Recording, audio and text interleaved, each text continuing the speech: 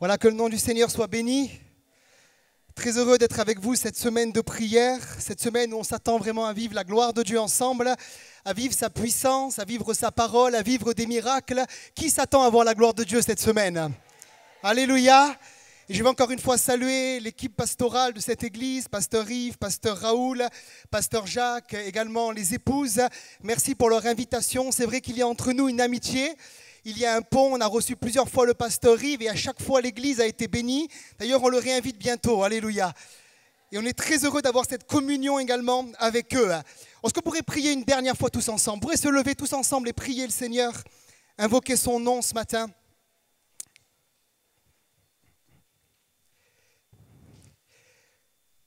Père, nous voulons encore une fois te remercier pour ta parole ce matin. Seigneur, merci pour ce temps de louange qu'a introduit déjà ta parole. Merci pour ce temps d'adoration où ta présence était là, nous l'avons ressenti. Et nous déclarons maintenant ces lieux visités par ta parole. Nous déclarons, Seigneur, un ciel ouvert sur ta parole. Nous déclarons des fleuves de Dieu, des fleuves d'eau vive. Nous déclarons les cœurs ouverts. Père, je déclare maintenant que tous les problèmes, que tous les soucis, que tous les tracas à l'écoute de ta parole disparaissent maintenant dans le nom de Jésus. Seigneur, merci pour ton serviteur. Dans la faiblesse, tu te glorifies. Dans ta bouche, tu mets ta parole, Seigneur. Dans ma bouche, tu mets ta parole. Merci pour ce que tu fais ce matin. Nous déclarons la puissance de vie et de résurrection. À toi reviennent la louange et la gloire. Seigneur, nous t'aimons. Tu es tellement merveilleux. Dans le nom de Jésus. Amen. Est-ce qu'on pourrait l'acclamer une dernière fois tous ensemble? Alléluia. Amen. Vous pouvez prendre place dans la présence du Seigneur.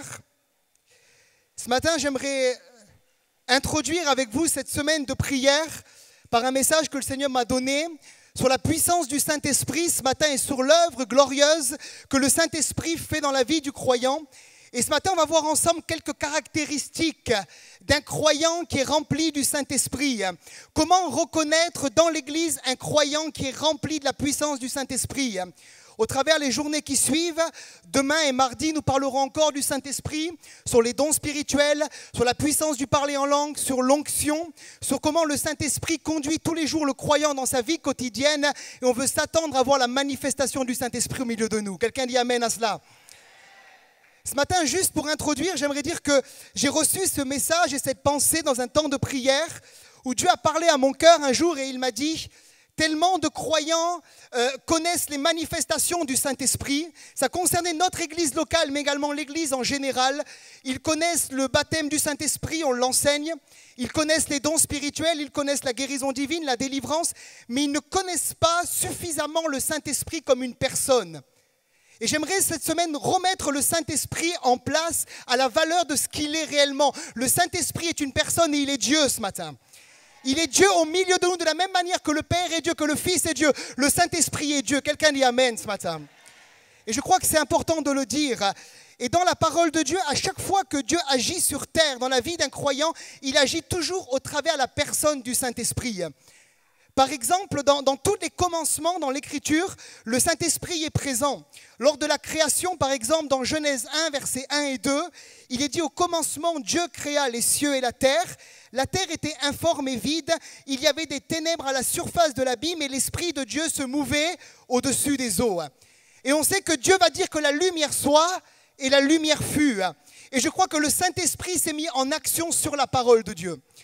On le retrouve également lors de l'incarnation de Jésus dans l'évangile de Luc, lorsque l'ange va parler à Marie, je lis pour vous le texte, Luc 1, verset 35, l'ange va lui dire, le Saint-Esprit, Marie, viendra sur toi, et la puissance du Très-Haut te couvrira de son ombre, l'ombre c'est l'onction, c'est pourquoi le Saint-Enfant qui naîtra de toi sera appelé Fils de Dieu. Et on sait que Marie est tombée enceinte par la puissance, par la vertu du Saint-Esprit. Si Jésus était né d'une relation entre Marie et Joseph, il aurait été pécheur. Mais parce qu'il est né du Saint-Esprit, nous savons qu'il a une nature divine et qu'il vient directement du ciel. On le retrouve également, troisièmement, lors de la naissance de l'Église à la Pentecôte, puisque l'Église est née par la puissance et l'assistance du Saint-Esprit. Dans Acte 2,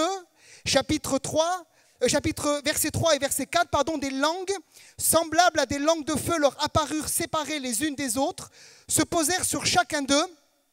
Et ils furent tous remplis du Saint-Esprit et se mirent à parler en d'autres langues selon que l'Esprit leur donnait de s'exprimer.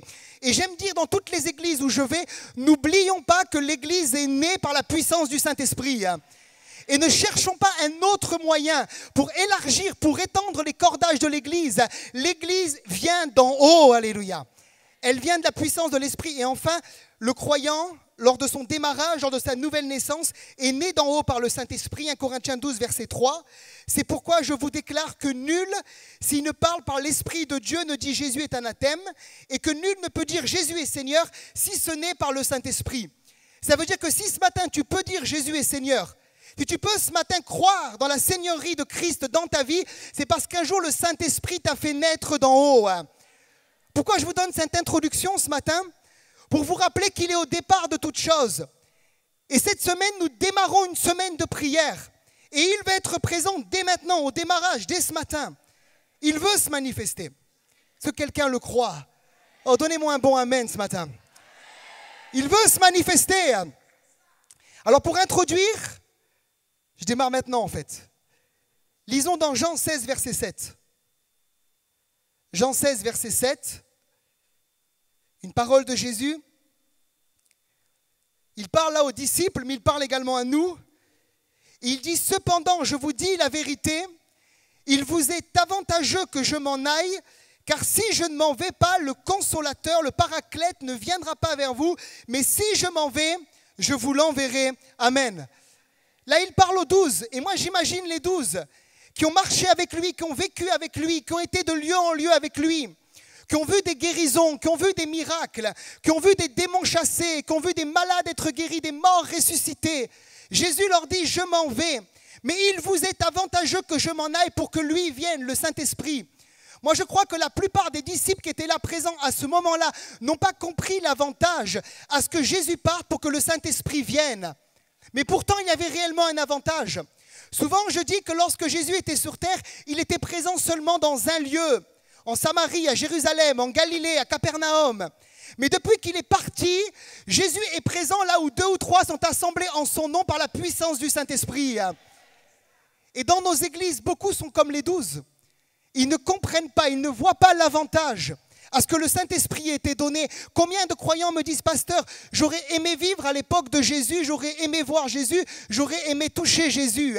Moi, j'aimerais dire qu'il y a un plus grand avantage à vivre aujourd'hui avec la personne du Saint-Esprit qui fait habiter Christ en toi que de vivre il y a 2000 ans sur la terre avec Jésus en personne lui-même.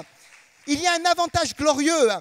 Mais il faut ce matin que le Saint-Esprit illumine nos yeux pour comprendre la valeur et la puissance qu'il y a dans la communion avec le Saint-Esprit. On va lire un deuxième verset. On s'appuiera sur celui-là ce matin. Éphésiens 5, verset 18. Éphésiens 5, verset 18. Paul parle à l'église d'Éphèse, mais il s'adresse également à nous ce matin. Et il dit, ne vous enivrez pas de vin, c'est de la débauche. Soyez au contraire remplis de l'Esprit. Et la version originale grecque dit, continuellement remplis du Saint-Esprit. Et on va voir ce matin qu'est-ce qui se passe quand un croyant est rempli du Saint-Esprit. Je crois qu'on est tous d'accord pour dire que quand quelqu'un est ivre de vin, rempli de vin, ce que Paul dit, ça mène à la débauche. Il y a quelque chose qui se passe dans sa vie. Il y a quelque chose de négatif. Il y a des effets négatifs dans la vie de quelqu'un qui consomme régulièrement du vin. Mais il y a ce matin, je crois, aussi des effets positifs dans la vie de celui qui est continuellement rempli du Saint-Esprit. Et on va faire une comparaison ce matin entre le fait d'être rempli de vin et d'être rempli du Saint-Esprit. Mon premier point ce matin, c'est être rempli du Saint-Esprit produit en nous un changement de personnalité, un changement de caractère, ce qu'on appelle littéralement le fruit de l'Esprit. On est tous d'accord pour dire ce matin que quelqu'un qui est rempli de vin, son caractère change. Qui c'est qui a déjà vécu ça ici? Avant ta conversion, j'espère. Par exemple, une personne devient agressive, une personne devient triste, certains sont déprimés, d'autres sont somnolents, d'autres sont joyeux, d'autres sont lourds, pénibles, fatigants. Ça, c'est quelqu'un qui est rempli de vin. Et j'ai vu des gens parfois qui étaient très introvertis. Lorsqu'ils ont consommé de l'alcool, leur personnalité changeait. Ils étaient extravagants. Ils parlaient n'importe comment, ils se lâchaient. Il y avait une joie qui les habitait jusqu'au jour où ils ont dessoulé et la vraie vie a recommencé.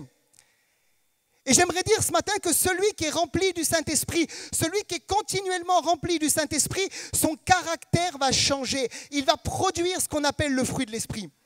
Et je lis pour vous ce que Paul dit aux Galates, dans Galates 5, versets 22 à 25. Il dit, mais le fruit de l'Esprit, c'est l'amour, c'est la joie, c'est la paix, c'est la patience, c'est la bonté, c'est la bénignité, c'est la fidélité, c'est la douceur, c'est la maîtrise de soi. La loi n'est pas contre ces choses. Ceux qui sont à Jésus-Christ ont crucifié la chair avec ses passions et ses désirs. Si nous vivons par l'Esprit, marchons aussi selon l'Esprit. Amen.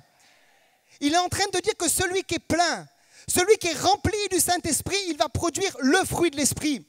Il ne dit pas les fruits parce qu'en réalité c'est un fruit, c'est comme une orange où il y a plusieurs compartiments, il y a l'amour, la joie, la paix, la patience, la bonté, ça fonctionne ensemble. Mais celui qui est rempli du Saint-Esprit, il va dégager ces choses. J'ai tellement essayé de me changer moi-même. Qui c'est qui a déjà vécu ça ici? Ou par exemple, tous les 1er janvier, je prenais cette décision, Stéphane, à partir d'aujourd'hui, tu seras beaucoup moins colérique que l'année passée, beaucoup plus moins impulsif. Et malheureusement, je me rendais compte que le 3 et le 4 janvier, c'était complètement terminé. Parce que la chair reprenait le dessus. Elle reprenait sur la réalité de ma vie spirituelle. Jusqu'au jour où j'ai compris, il y a quelqu'un, il y a un assistant, il y a un avocat, il y a le paraclète qui a été donné pour lui me changer et produire en moi le fruit du Saint-Esprit. Il y a un sondage américain, je le lis pour vous, qui a été donné. Il dit qu'il faut 75 ans pour changer 5% du caractère. Donc on peut calculer 750 ans pour changer 50% du caractère et 1500 ans pour changer à 100%. Autant dire c'est impossible. À part pour ceux qui sont millénaires au milieu de nous. Et j'ai vu tellement de croyants traîner pendant des années dans les églises des vieux caractères. Des vieux carafons. Tu n'as pas envie de les saluer. Tu n'as pas envie de les mettre en colère. Tu n'as pas envie de leur enlever le petit peu de paix qu'ils ont à l'intérieur d'eux-mêmes. Parce que tu sais qu'à tout moment, bam, ça peut exploser. Et certains vivent des années comme ça. 50 ans, 70 ans. Ils ont encore le vieux caractère. Certains me disent, j'ai changé depuis que je suis à la retraite. Non, tu n'as pas changé, tu as juste un petit peu moins de force, c'est tout. Et combien traînent ces choses? Moi, j'aimerais dire qu'il y a une issue de sortie, c'est le Saint-Esprit ce matin. Il peut nous transformer, il veut nous transformer. J'ai remarqué que quelqu'un qui est au contact de l'alcool et qui s'enivre régulièrement, il y a des conséquences, il y a des traces, parfois même physiques sur le visage. J'ai vu des gens consommer l'alcool être magnifiques pendant un temps, puis un jour, le visage a commencé à dépérir, des traces ont été laissées. Mais j'aimerais dire que celui qui régulièrement vient dans la communion avec le Saint-Esprit, il y a aussi des traces. J'ai vu dans mon église des gens être terrible au niveau du caractère, avec les années, avec les mois, avec la communion avec le Saint-Esprit, être transformé de l'intérieur et ça jaillissait vers l'extérieur. Waouh! J'ai vu des gens être métamorphosés par la puissance du Saint-Esprit. Je pense à un, mais je ne dirai pas son nom. Écoutez ce que dit Paul dans 2 Corinthiens 3, verset 18. Nous tous qui le visage découvert, contemplons comme dans un miroir la gloire du Seigneur. Tu n'es pas transformé comme ça, tu le contemples. Tu passes du temps dans sa présence. Tu es devant lui, devant le trône de Dieu. Tu laisses le Saint-Esprit commencer à travailler ton caractère, ton cœur. Nous contemplons comme dans un miroir la gloire du Seigneur. Nous sommes transformés en la même image, de gloire en gloire, comme par le Seigneur l'Esprit. Il ne dit pas que je suis transformé de tristesse en tristesse, ni de dépression en dépression, ni de déboire en déboire, mais il dit de gloire en gloire. Mais il dit que nous sommes transformés par le Seigneur l'Esprit. Jésus est Seigneur, mais l'Esprit est Seigneur est également au milieu de nous ce matin. Et c'est lui qui nous transforme, c'est lui qui fait ce travail extraordinaire. Combien de croyants me disent, tu sais Stéphane, je ne peux pas être transformé. Si tu connaissais la situation de mon père, la situation de mon grand-père, dans la famille c'est compliqué au niveau du caractère. Mais écoutez bien ce que va dire Jean dans son évangile. Il dit cela dans Jean 1, versets 12 et 13. Mais à tous ceux qui l'ont reçu, à ceux qui croient en son nom, elle a donné le pouvoir, la parole de devenir enfants de Dieu, lesquels sont nés non du sang, ni de la volonté de la chair, ni de la volonté de l'homme, mais de Dieu. Est-ce que quelqu'un est né de Dieu ce matin? Tu avais une première nature adamique qui venait, oui, en effet, de ton père, de ton grand-père, de la chair, de la volonté de l'homme et du sang. Mais il y a eu un contact, il y a eu une relation avec Dieu au travers de la personne du Saint-Esprit. Et tu es né une seconde fois de Dieu. Et maintenant, Dieu veut grandir en toi, Christ veut grandir en toi, à un point où on ne reconnaît plus l'homme ancien que tu étais avant. La Bible déclare dans Galates 2, verset 20, ce que j'appelle le verset 220 volts. Paul dira, ce n'est plus moi qui vis, mais c'est Christ qui vit en moi. Il était tellement transformé qu'il pouvait dire, c'est la personne de Jésus qui habite en moi aujourd'hui. Quelqu'un dit amen à cela. C'est possible d'être changé, transformé par le Saint-Esprit de gloire en gloire ce matin. J'ai quelques témoignages à vous lire des pères de l'Église. Par exemple, Justin Martyr, qui est décédé en 165 après Jésus, dira, autrefois, nous prenions plaisir à la débauche. Aujourd'hui, la chasteté fait nos délices. Nous nous livrions à la magie. Aujourd'hui, nous nous consacrons au Dieu bon et non engendré. Nous recherchions plus que tout l'argent et les domaines. Aujourd'hui, nous mettons tout en commun. Ce que nous avons, nous le partageons. Les haines et les meurtres nous divisaient. La différence des mœurs, les institutions ne nous permettaient pas de recevoir l'étranger à notre foyer. Aujourd'hui, après la venue du Christ, nous vivons ensemble, nous prions pour nos ennemis, nous cherchons à gagner nos injustes persécuteurs. Quelqu'un dit amen. Waouh, c'est glorieux. Un autre père de l'Église, Origène, mort en 253 après Christ, il dira, le christianisme détache l'homme du péché. Il répand partout vie et sève nouvelle. Pour que la parole porte et pénètre le cœur, il faut une force particulière que seul Dieu communique. Et là, il parle du Saint-Esprit. Saint Augustin, 430 après Jésus, c'était un grand séducteur, un coureur de femmes. Un jour, il vit une femme qu'il avait connue et elle lui dit « c'est moi » et elle lui courut après. Et lui, il répondit « oui, mais c'est plus moi » et il partit en courant. Oh, quelqu'un dit amen ce matin. Des hommes transformés, des vies transformées. Ça, c'est juste après la venue de Jésus. Mais j'aimerais dire que le même Saint-Esprit qui a changé les disciples à la Pentecôte, le même qui a changé les pères de l'Église, est toujours actif dans l'Église. 2000 ans après, il n'a pas changé. Et il peut encore changer, transformer. Mais ce matin, la question que je te pose, c'est est-ce que tu le veux? Est-ce que tu veux, en cette semaine de prière, te laisser changer? Est-ce que tu es prêt à reconnaître ce matin, oui, j'ai des problèmes d'impudicité, des problèmes de caractère, des problèmes de colère, des problèmes d'amertume, des problèmes de ressentiment. Et je suis prêt à laisser le Saint-Esprit, le paraclète, l'avocat, l'aide, l'assistant, transformer mon caractère à l'intérieur. Combien de croyants prient pour que leur épouse soit changée? Moi, j'ai envie de dire, prie pour que toi, tu sois changé ce matin. Combien prient pour que les pasteurs changent, pour que les enfants changent, pour que l'Église change? Ce qui doit changer, ce n'est pas ce qui est à l'extérieur, mais c'est ton cœur ce matin. Ça commence à l'intérieur. Et le Saint-Esprit veut dominer ton cœur ce matin. Il veut complètement le métamorphoser, complètement le changer, complètement le transformer. Alléluia. J'étais un grand colérique. Et quand aujourd'hui je passe 2, 3, 4 mois sans me mettre en colère, je dis Alléluia. Et je vois le temps qui s'espace au fur et à mesure et je me réjouis, alléluia, parce que je sais qu'il est à l'œuvre. Quelqu'un dit amen ce matin. Est-ce qu'on pourrait l'acclamer ensemble, ce merveilleux Saint-Esprit? Il est à l'œuvre. Il est à l'œuvre ce matin. Deuxième chose, le Saint-Esprit me donne de manifester la bonne odeur de Christ. J'ai remarqué que quelqu'un qui est rempli de vin, qui est rempli d'alcool, il dégage une odeur désagréable. Une odeur qui parfois remonte même le lendemain après qu'il ait bu. Par exemple, j'ai pris le train pour me rendre à Lyon récemment et le matin à 10h, j'étais bien dans le train en communion avec le Saint-Esprit. Puis tout d'un coup, quelqu'un rentre dans le train, se met à côté de moi et je commence à sentir.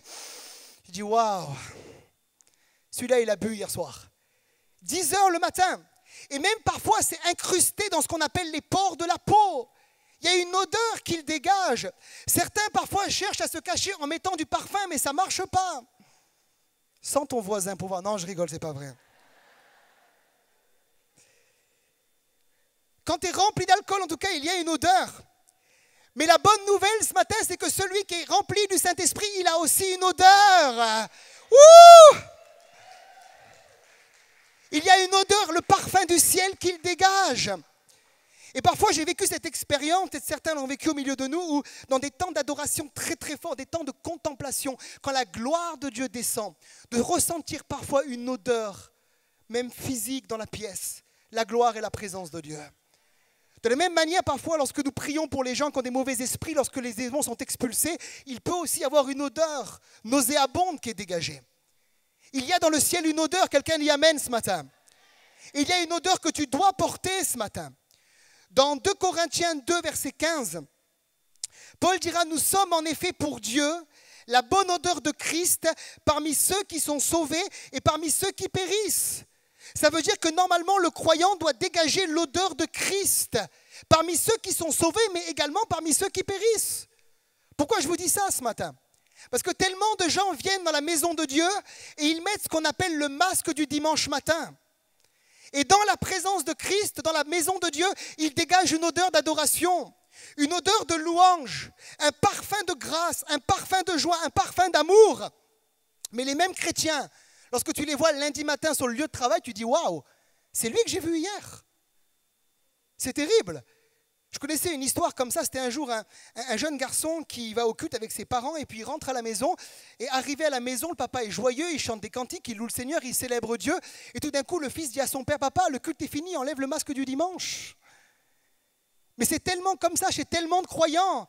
Il y a une odeur que nous dégageons dans la maison de Dieu parmi les pasteurs. Mais il y a une odeur que nous dégageons lorsque nous sommes dans nos maisons, sur nos lieux de travail. Et normalement, un croyant qui est rempli du Saint-Esprit, il dégage la même odeur partout où il va. J'aimerais te dire ce matin que ce que tu es dans ce lieu ce matin, au milieu du peuple de Dieu, tu dois l'être dans la semaine.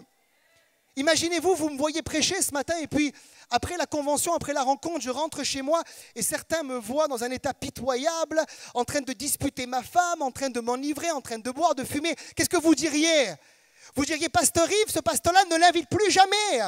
Et vous auriez raison, parce que je ne reflèterai pas en réalité ce que je dégage et ce que je prêche au milieu de vous. Normalement, un croyant rempli du Saint-Esprit, il est lundi matin rempli de l'Esprit sur son lieu de travail. Il est rempli de l'Esprit le vendredi soir, le jeudi, le samedi soir également. Il n'est pas en discothèque. Quelqu'un dit Amen. Et les jeunes disent Amen également.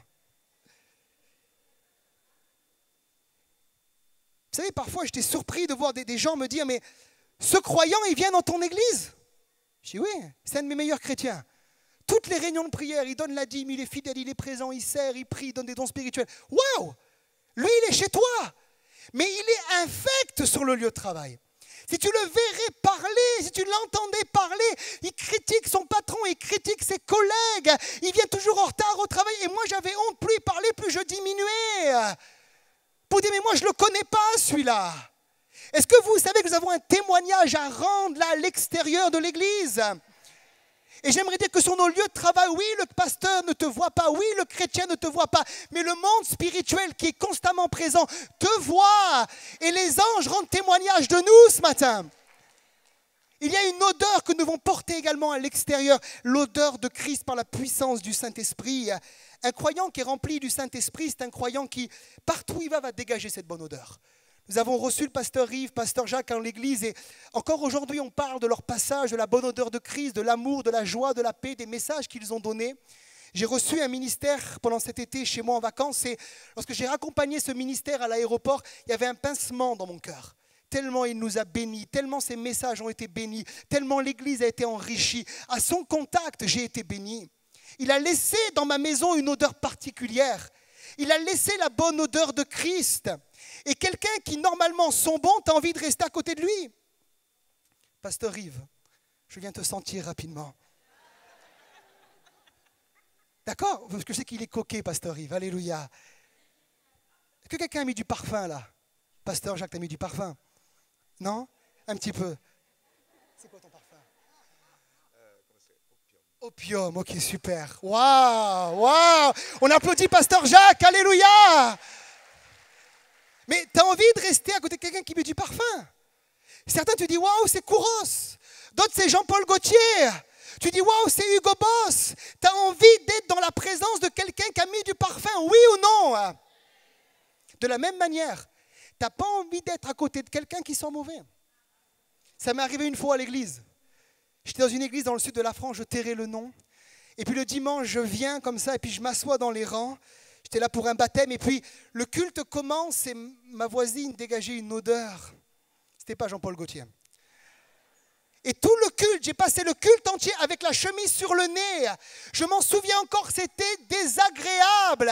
Mais j'aimerais dire que ce que tu peux laisser d'une manière physique, tu peux aussi le laisser d'une manière spirituelle. Tu as des gens, quand ils s'en vont, tu as envie de leur dire au revoir.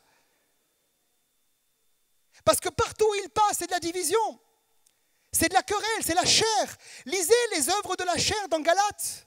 Elles sont manifestes. C'est l'impudicité, la colère, l'ivrognerie, les excès de table, toutes ces choses, la jalousie, les divisions, les sectes.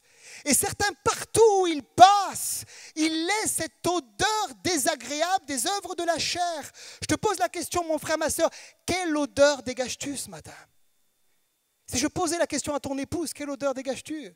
À ton mari, à tes enfants, quelle odeur dégages-tu? Il y a une parole qui est triste. Et c'est Paul qui la dira dans Philippiens 3, versets 18 et 19, lorsqu'il dira « Car il y en a plusieurs qui marchent en ennemis de la croix de Christ », et il parle dans l'Église. Je vous en ai souvent parlé, et j'en parle maintenant encore en pleurant. Leur fin sera la perdition. Ils ont pour Dieu leur vente, ils mettent leur gloire dans ce qui fait leur honte. Ils ne pensent qu'aux choses de la terre. Et combien de croyants sont imprégnés des choses de la terre au lieu d'être imprégnés des choses célestes, parce qu'ils ne sont pas remplis du Saint-Esprit, mais ils sont pleins d'eux-mêmes. Dis à ton voisin, j'espère qu'on ne parle pas de toi ce matin. Vas-y, dis-lui. C'est timide chez certains, hein? Vas-y, dis-lui.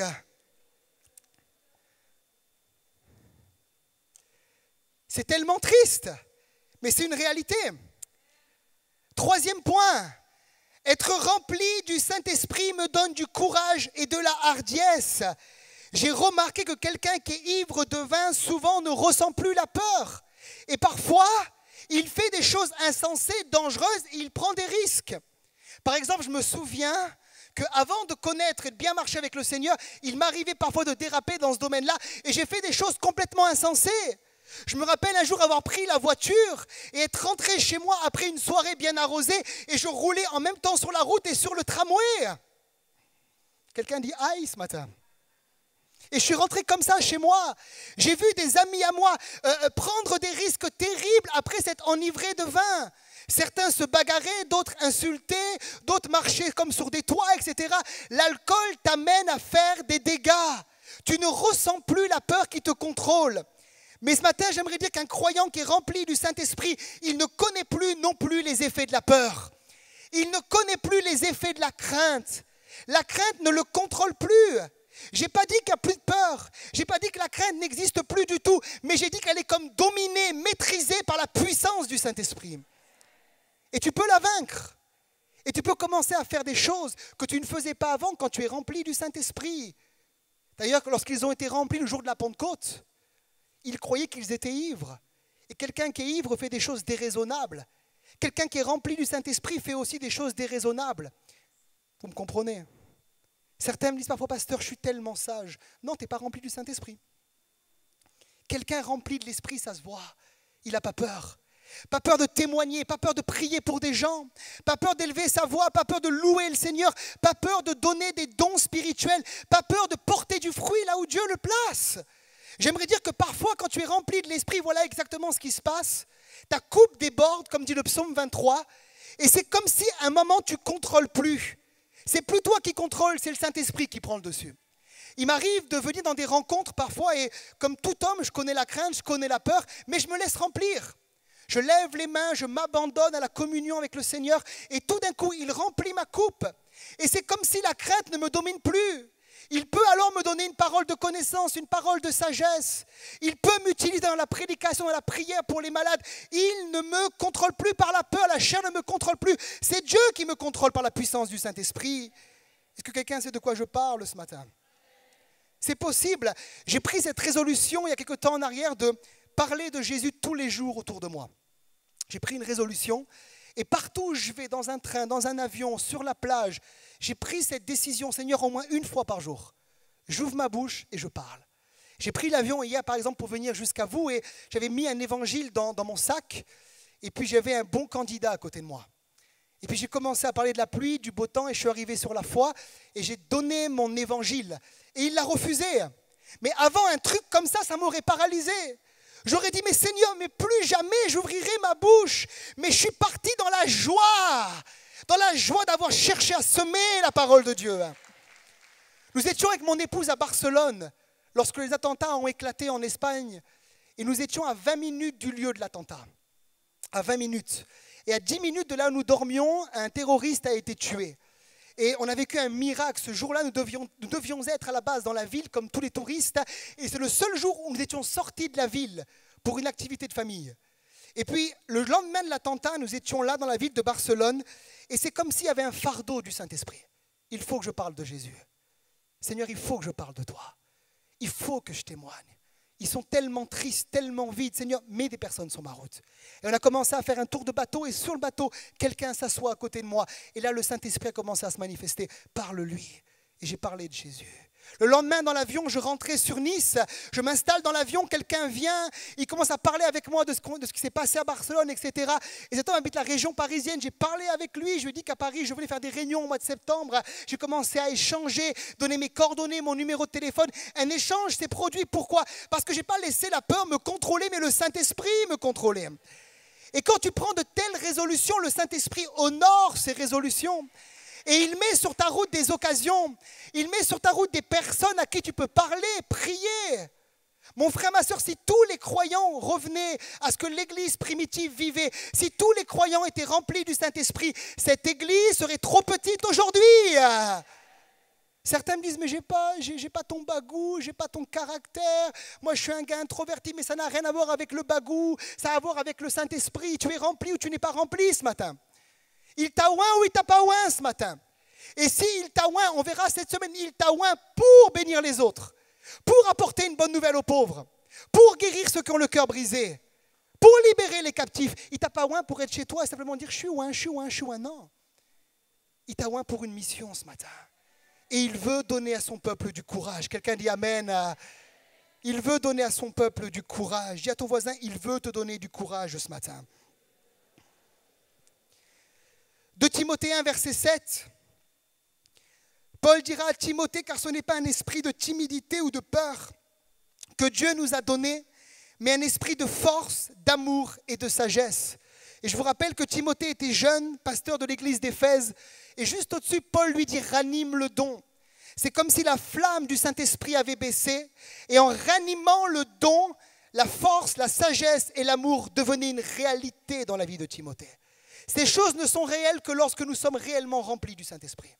Si tu n'es pas rempli ce matin, tu n'as aucune force, tu n'as aucune sagesse qui vient d'en haut, tu n'as aucun amour à partager avec les perdus et les autres. Le seul qui donne cette capacité d'aimer, d'être fort et d'être sage, c'est le Saint-Esprit en nous et c'est Christ à l'intérieur de nous. C'est possible que si nous sommes remplis du Saint-Esprit. Il y a également un proverbe qui dit, Proverbe 28, verset 1, « Le méchant prend la fuite sans qu'on le poursuive. Le juste a de l'assurance comme un jeune lion. » Et parfois je dis à mon épouse chérie, lorsque je suis rempli du Saint-Esprit et que je dois prêcher, avant de prêcher, je suis comme un lion en cage. Ça bouillonne.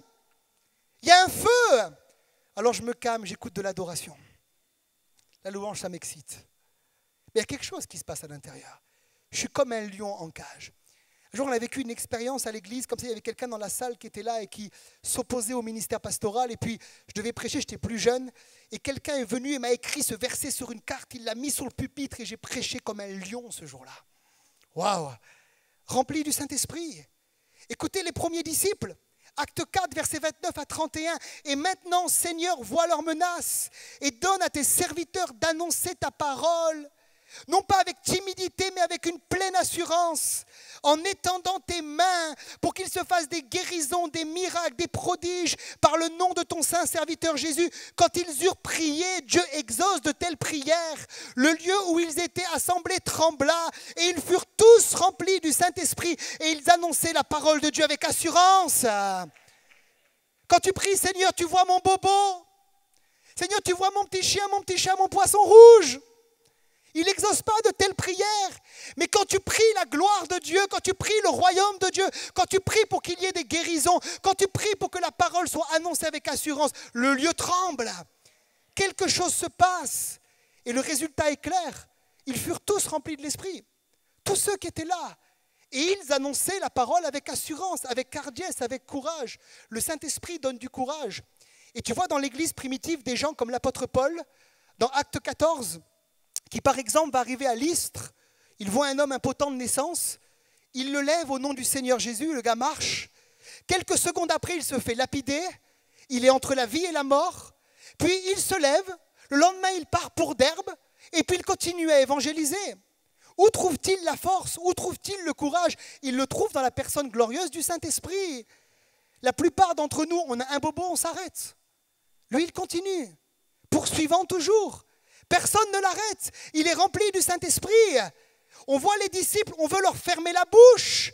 Dans Acte 3, après la guérison de cet homme boiteux au temple, on veut leur fermer la bouche. Mais qu'est-ce qu'ils font? Ils prient, ils continuent de prêcher. Ceux qui sont remplis du Saint-Esprit ne s'arrêtent jamais, jamais, jamais. Il y a un courage, il y a une force qui est renouvelée. Mon père est pasteur depuis tellement d'années et aujourd'hui il est à la retraite. Et à la retraite, il prêche dans les prisons. Il est aumônier de prison et il vit dans les prisons la gloire de Dieu. Il me dit, mais Stéphane, je t'assure une chose qui est vraie, je rentre dans toutes les cellules, même la cellule des meurtriers, des gens les plus infâmes. Mais quand je rentre, il n'y a aucune peur qui m'habite. Sa paix est là. Sa présence est là. Ils vivent des conversions. Ils sont une cinquantaine de prisonniers chaque samedi au culte tous les 15 jours. Ils vivent la gloire de Dieu. Tu peux être libéré de la peur ce matin. Tu peux être libéré de la crainte par la puissance du Saint-Esprit ce matin. J'ai remarqué également qu'un chrétien qui est rempli du Saint-Esprit, il ne sent pas la douleur comme celui qui n'est pas rempli du Saint-Esprit. Moi, j'ai vu des gens ivres, pouf, tu les frappes, ils ne sentent rien. Tu mets des claques, ils ne sentent rien. Tu mets des coups de poing, ils ne sentent rien. Le lendemain, ils sentent. Lorsqu'ils dessoulent, lorsqu'ils ont ce qu'on appelle la gueule de bois, excusez-moi l'expression, là ils ont mal. Mais tant qu'ils sont sous l'influence du vin, ils ne sentent rien. Un chrétien rempli du Saint-Esprit, il ne sent pas la souffrance pareil. Je n'ai pas dit qu'il n'y a pas de souffrance, mais j'ai dit que la souffrance n'a pas le même effet chez celui qui est plein du Saint-Esprit que chez celui qui n'est pas plein du Saint-Esprit. Il y a quelque chose qui se passe. Regardez l'Église persécutée dans tous les pays du Maghreb, au Pakistan, en Chine, partout où ils sont persécutés. Plus ils sont persécutés, plus ils prêchent. La souffrance n'a pas le même effet. Parce qu'ils sont remplis du Saint-Esprit. Oh, ils n'ont pas une grâce particulière, ils ont juste le Saint-Esprit. Et tu as à Paris le Saint-Esprit ce matin qui est là présent. On a ressenti sa présence ce matin. Et il veut apaiser les effets de la souffrance. Il veut apaiser la douleur. Il veut te restaurer ce matin. J'ai un dernier point. Celui qui est rempli du Saint-Esprit, il marche dans la vérité.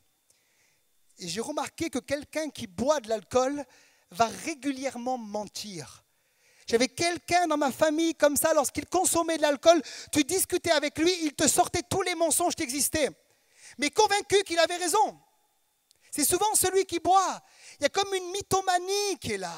Mais écoute-moi bien ce matin, celui qui est dirigé, qui est conduit par le Saint-Esprit, l'Esprit l'amène toujours dans la vérité. Parce que l'Esprit est appelé dans les Écritures l'Esprit de vérité ce matin. Tu ne peux pas dire ce matin, je suis rempli du Saint-Esprit et vivre dans le mensonge. Je suis rempli du Saint-Esprit et vivre dans l'hypocrisie. Je suis rempli du Saint-Esprit et tromper mon patron, les impôts, le pasteur, qui tu veux. Ce matin, celui qui est rempli de l'Esprit, il vit dans la vérité. L'un et l'autre fonctionnent ensemble. Et c'est pour ça que Paul dira dans Éphésiens 4, renoncez au mensonge. Celui qui vit dans le mensonge ne peut pas demander ce matin à Dieu de le remplir du Saint-Esprit. Regardez ce que Jésus dira. Il dira dans Jean 16, verset 3, « Quand le Consolateur, le Paraclète sera venu, l'Esprit de vérité, il vous conduira dans toute la vérité. Car il ne parlera pas de lui-même, mais il dira tout ce qu'il aura entendu et il vous annoncera les choses à venir. » L'Esprit nous conduit non pas dans une partie de la vérité, mais dans toute la vérité. Toute la vérité nous est révélée ce matin. Quelqu'un dit Amen. Et c'est l'Esprit qui nous conduit dans la vérité. Jean 14, verset 17. L'Esprit de vérité que le monde ne peut recevoir parce qu'il ne le voit point et ne le connaît point. Mais vous, vous le connaissez car il demeure en vous et il sera avec vous et il sera en vous. L'Esprit est appelé l'Esprit de vérité. Quand tu prends les Écritures, il y a plusieurs noms pour parler du Saint-Esprit. Par exemple, dans Ésaïe 11, il est parlé de l'esprit de sagesse, de l'esprit d'intelligence, de l'esprit de conseil, de l'esprit de force. Celui qui est rempli de l'esprit, il est intelligent. Il donne des bons conseils. Il est rempli de force. Il est rempli de sagesse. Romains parlera de l'esprit de sainteté. Celui qui marche dans l'esprit marche toujours dans la sainteté. Hébreu parlera de l'esprit de grâce. L'auteur de l'épître aux Hébreux. Certains me disent, je suis rempli du Saint-Esprit. Ils sont remplis de loi en réalité. Tu n'as pas le droit, tu ne touches pas, tu ne fais pas, tu ne goûtes pas. Ce n'est pas la grâce, c'est la loi. L'Esprit t'amène toujours dans la grâce et la vérité. Et celui qui est plein du Saint-Esprit, il vit dans la vérité, il ne vit plus dans le mensonge ce matin. Et j'ai remarqué que d'ailleurs, pour être rempli du Saint-Esprit, il me faut vivre dans la vérité. Lorsque je m'approche parfois du trône de Dieu, ça m'arrive régulièrement, que je rentre dans sa présence, je ne cherche pas à me cacher de lui, mais je lui dis la vérité. Seigneur, tu vois, parfois il m'arrive de dire, Seigneur, je dois prêcher à ton peuple. Seigneur, je ne me sens pas de prêcher, je n'ai aucune force. Seigneur, je n'ai même pas de mots à dire à ton peuple. Et lorsque je prie de telles prières, il me remplit du Saint-Esprit. Lorsque je viens en disant, Seigneur, c'est extraordinaire, je suis quelqu'un de grand. Seigneur, tout va bien, mes forces sont là. Et lorsque je me cache devant Dieu et je mens au Seigneur, il ne me remplit pas du Saint-Esprit. Il me laisse m'appuyer sur mes propres forces. Mais à chaque fois que je viens dans l'honnêteté et la vérité, le Saint-Esprit me remplit toujours. Voilà pourquoi à l'église, je ne prends pas des conseils avec des gens qui ne veulent pas marcher dans la vérité. Certains me disent, pasteur, je veux un entretien, mais pourquoi faire? Pour t'écouter dire que tout va bien alors que tout va mal. Pour t'écouter dire que tu vis dans la sainteté alors que tu vis dans le péché.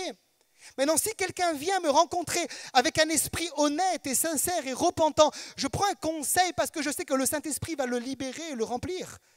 La vérité marche avec le Saint-Esprit. Mais également, il y a une deuxième vérité sur nous-mêmes, mais également la vérité de la parole de Dieu. Lorsque je vis dans cette vérité, alors il me remplit. Certains disent, mais pasteur, j'ai plus besoin de la vérité de la parole, l'Esprit me conduit. Mais l'un et l'autre fonctionnent ensemble. Il te faut le Saint-Esprit, mais il te faut également la parole de Dieu. Certains prient pour des exaucements, prient pour des guérisons, prient pour des délivrances, sans jamais plonger leur regard dans la parole de Dieu qui est comme un miroir et laisser cette vérité les transformer. Plus tu marches dans la vérité de la parole, plus le Saint-Esprit te remplit. Plus tu lis la Bible, plus tu étudies, plus tu cherches à marcher en accord avec cette parole, plus tu es le candidat pour que l'effusion du Saint-Esprit vienne te remplir.